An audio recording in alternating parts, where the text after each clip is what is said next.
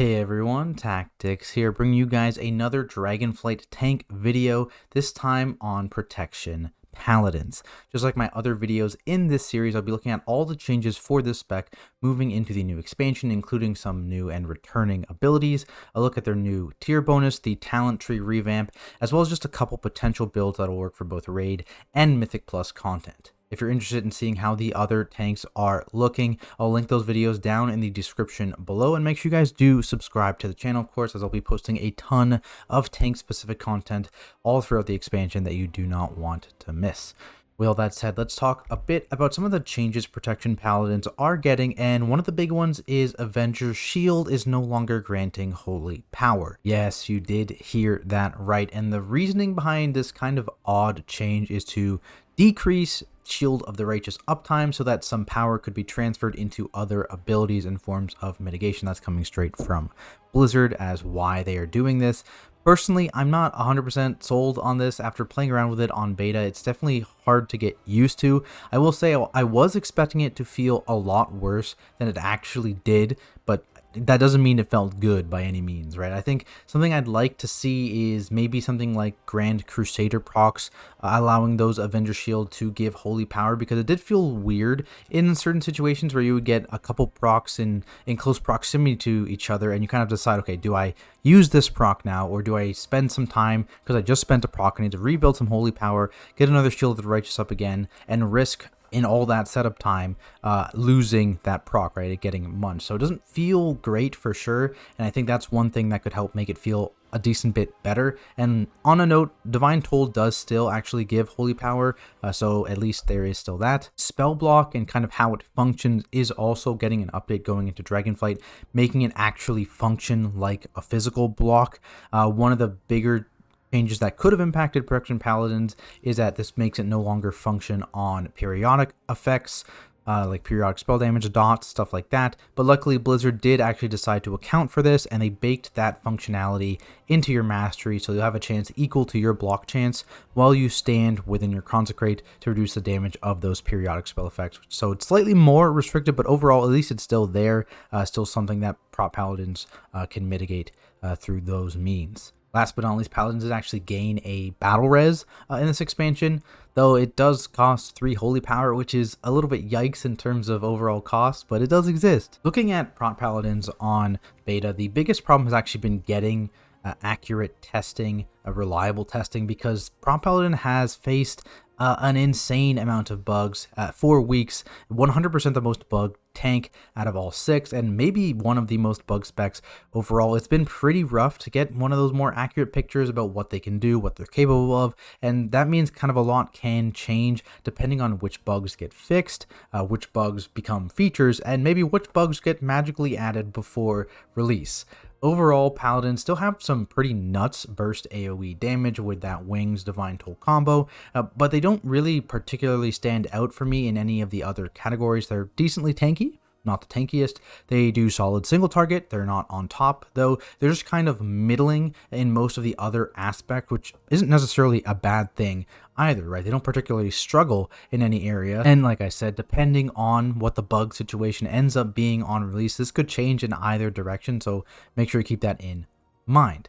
From there, let's take a look at their tier in the first patch of Dragonflight, starting with their 2-piece. Avenger's Shield grants you and your closest ally, Ally of the Light, increasing versatility by 5% for 10 seconds, and then your Blessed Hammer increases your parry by 4% for 10 seconds, and extends the duration of Ally of the Light by 1 second. Overall, this is just kind of like a passive 2 and 4 piece that you're going to keep up a decent amount of the time. That 4-piece bonus, you should have 100% uptime pretty much on that parry, and you will be able to kind of conserve some of those hammers to extend your Ally of the Light a little bit. Potentially, though your Ally of the Light, again, you're not really going to think about it too much, most likely. There are a couple of talents that interact with both of these, which I'll go through when I cover the talent tree, but overall, it's a solid bonus considering all tanks. You do buff someone else for 5% verse. There's nothing too crazy about it. It's just something you're for the most part, just going to naturally keep up. Overall, it's just a passive boost. It's definitely kind of fits that theme of some more boring tier set bonuses, simple tier set bonuses that Blizzard is aiming for.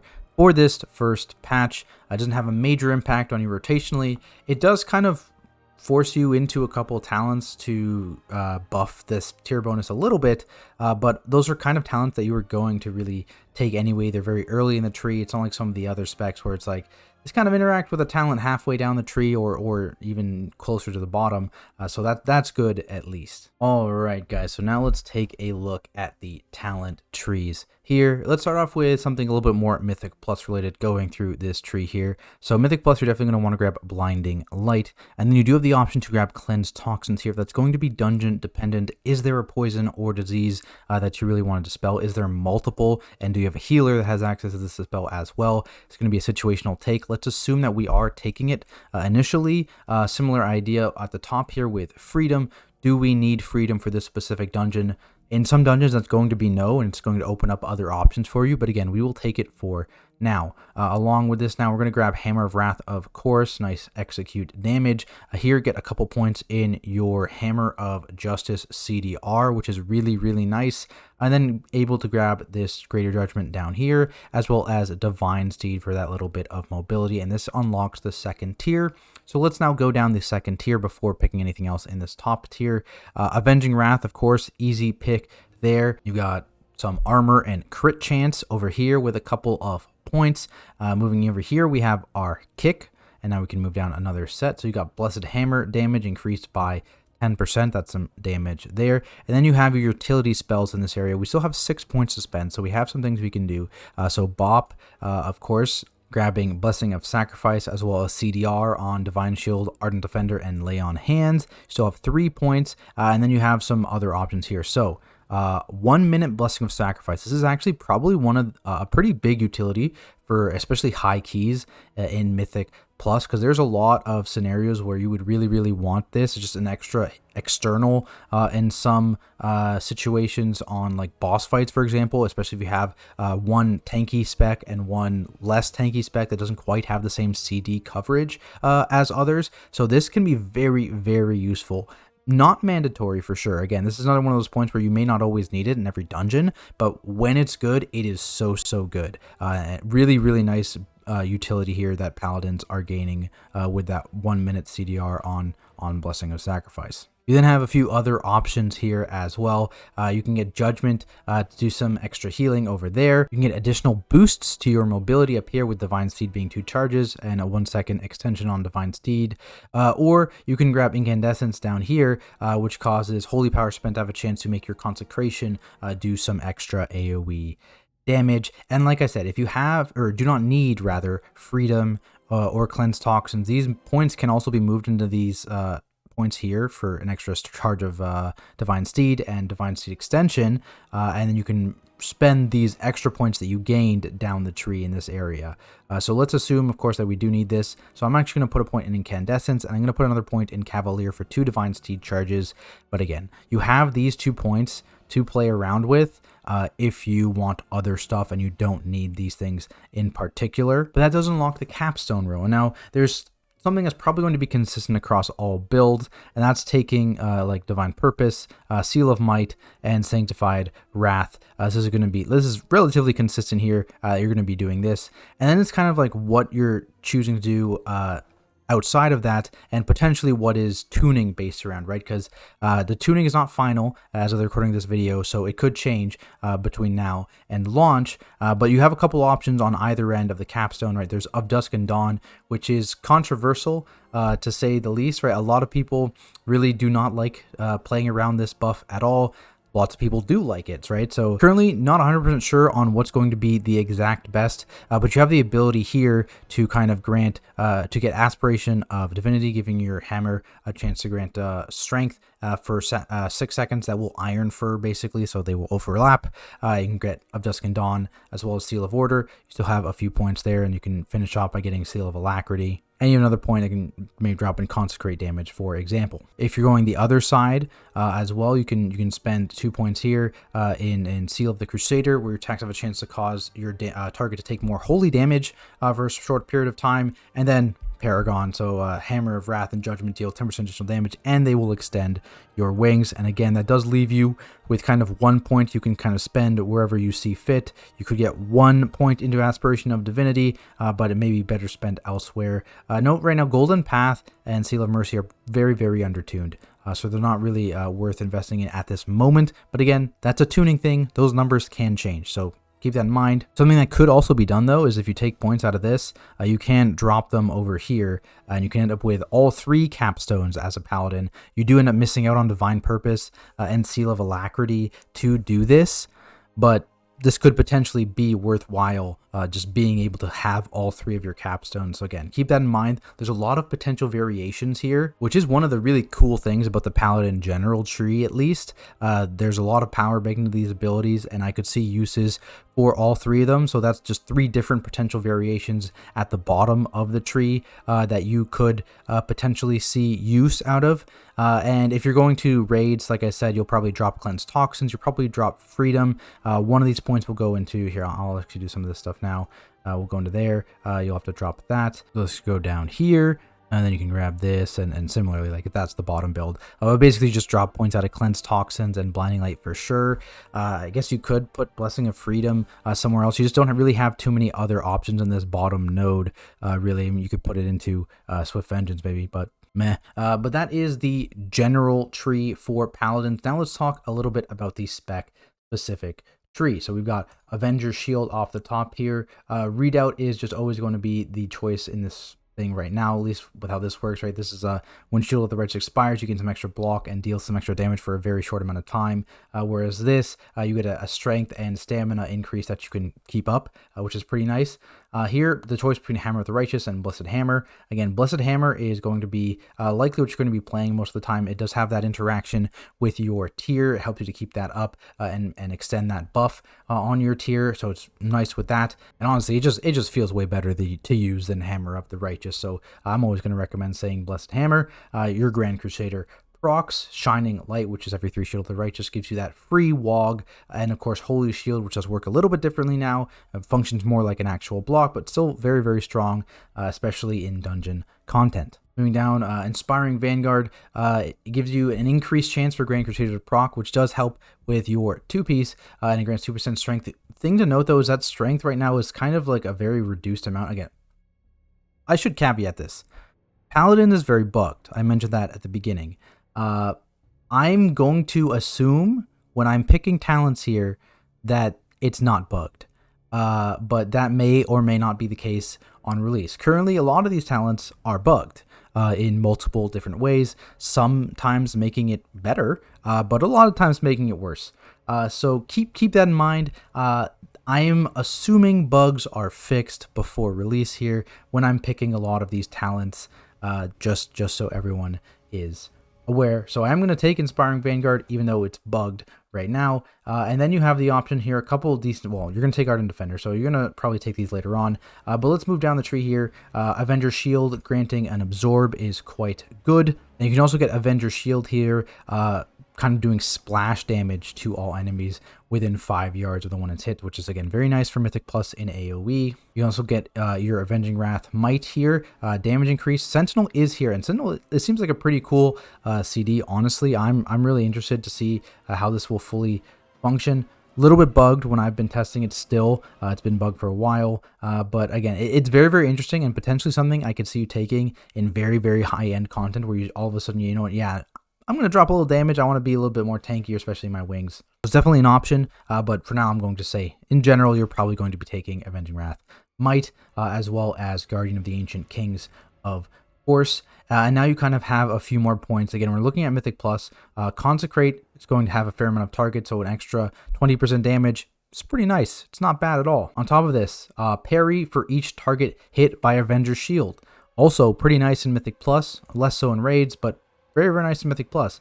You then get a boost to your Shield of the Righteous and your Word of Glory while you stand in your Consecrate, which is something you're going to be doing anyways. And moving down here, you can also get a point in Crusader's Judgment, which gives your Judgment 2 charges and CDR when Grand Crusader procs, which you also now have a boosted proc chance of. And then you kind of have 1 point to spend before getting to the capstone. And what you really want to do is you really want to get down here. So you have to take one of Resolute Defender or Bastion of Light. Honestly, haven't been terribly impressed with either of these. I could see either being used. I'm going to slap the point in Resolute Defender, but again, either or, you just really want to access this trait down here, where you have like a big single target amp to Avenger Shield, something you can use in raids, of course, or an extra 2 targets to jump to in Mythic Plus, which we're going to take there. That's going to be our first point in the capstone. So let's now look at the rest of the capstone. First off, you know, we like Divine Toll. Divine Toll is really, really good for prop paladins.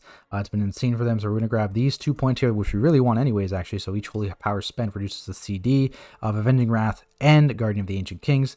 That's nice. We're going to grab Divine Toll. Divine Resonance is also down here as well. Also very, very good. So we're going to grab that as well. You've got 5 points still here, and you have some options. So Eye of Tears making a return. 1 minute CD, nice fat 25% DR with a little bit of damage attached to it. Pretty solid to kind of fill in those mitigation gaps, especially because you're not going to have that infinitely extending Ardent Defender anymore, right? You get a little bit of CDR on it from this. And it's already a relatively lower CD thanks to your CDR from Unbreakable Spirit, but it's not getting extended. So you will need other abilities to kind of fill in the gaps in that mitigation. I think it's a great pickup though. Down here at the bottom, of course, Bulwark of Righteous Frenzy. Avenger Shield increases the damage of your next Shield of the Righteous.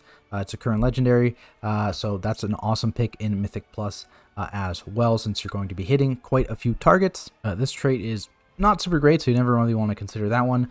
You have this, which is an Avenger Shield granting CDR on Guardian of the Ancient Kings, on top of this one over here, where it's Holy Power spent, reducing the cooldown of Guardian of the Ancient Kings. And this also gives you kind of a pseudo cheat death. When you drop below 30% health, you get 4 seconds of Guardian of the Ancient Kings on a 45-second cooldown, which is relatively low. So that even just 1 point investing in that can be very, very nice. If you want some more damage, though, this is the main damage thing on this area. So 20% increased damage to your primary Avenger Shield target, which actually is also quite good for Mythic Plus when there's often packs that have priority targets or boss fights, as an example. This is going to be just a boost to your Avenger Shield in pure single target, which does exist quite often in dungeons, right? You have the last capstone available to you as well. It's a 1.5 CD for the next 15 seconds. You generate an Absorb Shield for 20% of all damage you deal, and Avenger Shield damage is increased by a further 20% and has 75% reduced cooldown. This is an option. Again, 1 point in Gift of the Golden Valkyr is an option, and if you're in high-end content, there is a chance that you'll want to do Bubble Shield as well, or your Bubble Taunt as well, that has been known to be very, very powerful in certain situations in high keys. So that is also an option as well. And do know that that has some decent synergy over here with Uther's Council, which is a further CDR to your Divine Shield, Spell Warding, Lay on Hands, and Bop. So those together can be pretty nice if you do want to end up taking Final Stand. I'm just going to dump the point here into Moment of Glory, but again, lots of options there for this last individual point, right? 3 separate options that we discussed there. There's some decent other talents on the tree as well, right? Barricade of Faith is not a bad thing. When you use Avenger Shield, you get a nice block chance, and you can maintain that relatively easily as well. You've got Relentless Inquisitor down here, giving you 1% haste per finisher for 12 seconds, stacking up to 3 times again, something you can relatively easily maintain. You've got Light of the Titans up here, which is definitely an option for raids, of course. A Word of Glory heals for an additional amount over 15 seconds. Sounds familiar. And increased by 50% if you cast on yourself while you are affected by a harmful periodic effect. So you can take some points out up here and drop that over there. So an example of how that might actually look like, you could take points out over here and down here. You also would likely want to take points out of Tears Enforcer. You just don't want to get down here, so you'll probably move it over to be Relentless Inquisitor. And now you only have the one option in Bastion of Light to get down to this point down here. And you move across this way. Getting your Strength of Conviction, Consecration stuff again, as well as your Crusader's Judgment, and you do have an extra point here. You have Spell Warding available to you, of course. Paladin specific utility, very niche, but can be very good. Also, there is CDR down here if you want to shift a point over, if that helps make it better. You can also grab this block chance up here from using Avenger Shield, also quite good, as well as the Word of Glory healing increased by the target's missing health on any target, which just allows you to get some bigger wogs on people that need it the most. I'm going to just throw this point here in Barricade of Faith. Also note, again, I'm picking Avenging Wrath Might, but Sentinel is an option as well. And then moving to the bottom of the tree, you definitely want to have that single target one for the most part. Obviously, AoE fights, you'd go back to something more Mythic Plus related, but assuming raid, single target stuff, primary damage, of course. I have Tear again is great, as well as the CDR on your wings and Ancient Kings, and then Bulwark of Righteous Fury at the bottom of the tree there. And definitely I think you want to put 1 point in Gift of the Golden Valkyr as well. That pseudo cheat death is nice, but it also comes with a little bit of extra CDR as well, so it's not like you're only speccing into a cheat. Then you have a couple points, and you could put these in plenty of places, right? You could get Moment of Glory here.